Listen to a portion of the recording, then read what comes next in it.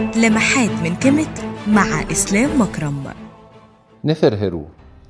معارك رمسيس كتيرة جدا ومعروفة، كلها انتصارات. هو كان دايما بيحارب بنفسه وكان دايما على رأس جيوشه.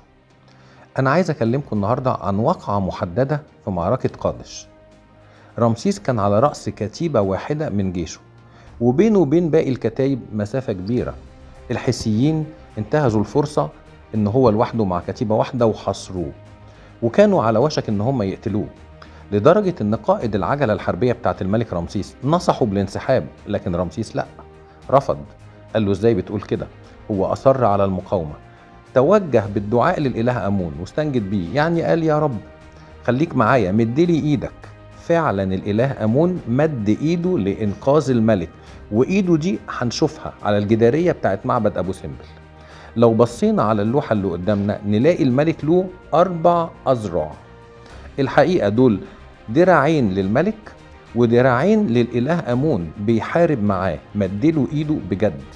وبكده قدر رمسيس يكمل المعركة لحد ما باقي الكتائب وصلت وكل موازين القوى اتغيرت.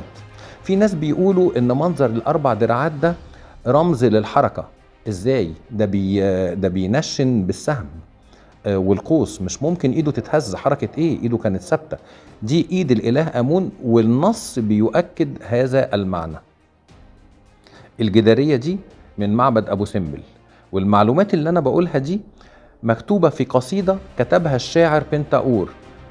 بنتاور ده شاعر معاصر للملك رمسيس، كتب القصيدة بتاعته بعد عودة رمسيس من الحرب مباشرة، وحكى في هذه القصيدة تفاصيل المعركة. اضغط متابعة للصفحة ولايك وشير. كيميت، أصل كل شيء.